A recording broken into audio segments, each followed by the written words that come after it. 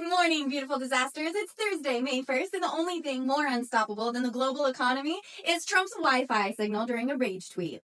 Today, we've got Kamala Harris returning with sharpened heels, the economy doing a faceplant off a tariff cliff, and the U.S. cozying up to Ukraine for shiny minerals and geopolitical leverage, plus international marches, nuclear tensions, and an earthquake that broke more than just ground. So grab your coffee, silence your existential dread, and buckle up. In 3, 2, 1. Let's dive into the drama.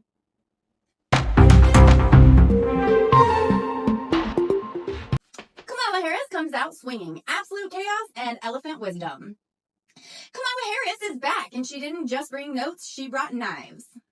In her first major speech since leaving office, the former VP lit up the Emerge Gala in San Francisco with a direct takedown of Trump's return to power. She called his second term opening act exactly what it is, absolute chaos.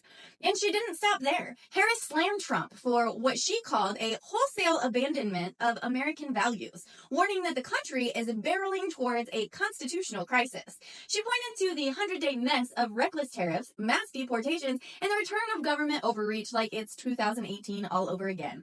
Then came the metaphor that stole the show. She described a viral video of elephants huddled together during an earthquake, using it as a rallying cry for Democrats. Protect the vulnerable, stay in the circle, don't scatter. In other words, this is not time to flinch.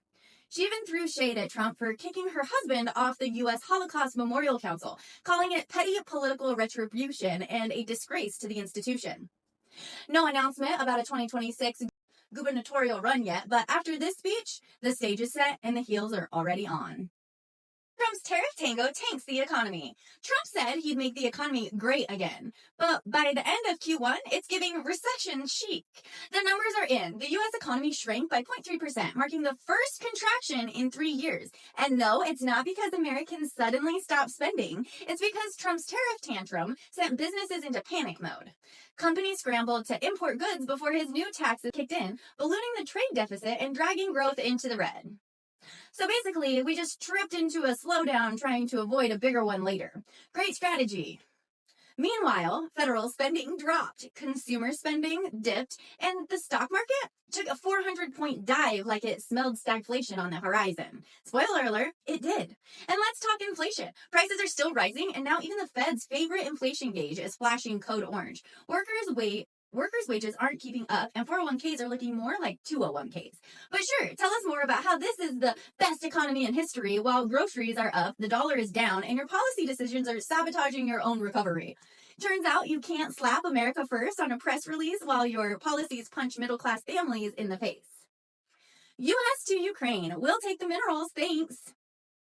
In a move that screams diplomacy meets resource grab, the U.S. just locked in a deal with Ukraine for preferential access to rare earth minerals, aka the sparkly hard-to-get elements that power everything from smartphones to missile systems.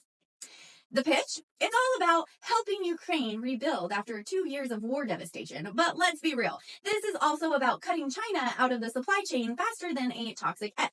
The U.S. is tired of being mineral dependent on a global rival and sees Ukraine as both a war-torn ally and a strategic goldmine. So while Congress still fights over aid packages, corporate America is sliding into Ukraine's DMs with full energy. Reconstruction? Sure, but let's not act like securing cobalt and lithium wasn't the real flirt.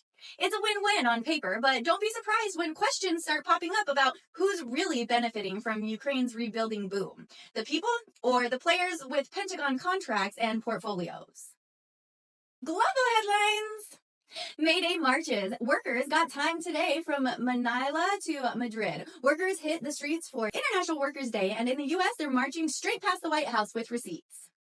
Middle East forecast, growth, not so much. The IMF just downgraded economic growth in the Middle East to 2.6%, blame falling oil prices and the usual global drama. Myanmar, earthquake. Heartbreak and hurdles, a devastating quake has left thousands dead in Myanmar. Aid is coming, but reaching survivors in remote areas is proving near impossible. Iran-U.S. tensions, here we go again. Talk stalled. Sanctions returned, and Iran's talking retaliation. The nuclear deja vu we never asked for is back on the menu. Culture notes. Canon wins big. The EOS R1 just snagged a Red Dot Award. Sexy design, top-tier tech photographers are swooning. I might have to get me one. Mayday vibes. Some folks dance around maypoles, others demand better wages. Either way, it's tradition. Quick bites. Israel turns 77. Independence Day celebrations continue as regional tensions loom in the background. Gaza ceasefire holds for now at least. Fingers crossed, knuckles clenched. And that's your daily dose of global drama. Kamala's back swinging. Trump's economy is spiraling like it's on a bad carnival ride, and the U.S. is locking down Ukraine's minerals like a kid hoarding Halloween candy. We marched through Mayday protests, side-eyed nuclear posturing, and raised an eyebrow at the IMF's latest doom forecast. If you laughed, raged, or learned something along the way, do me a favor. Like, follow, subscribe, and send this to your smartest or sassiest friend. And for the full uncut version, head over to YouTube. I saved you a seat. See you tomorrow!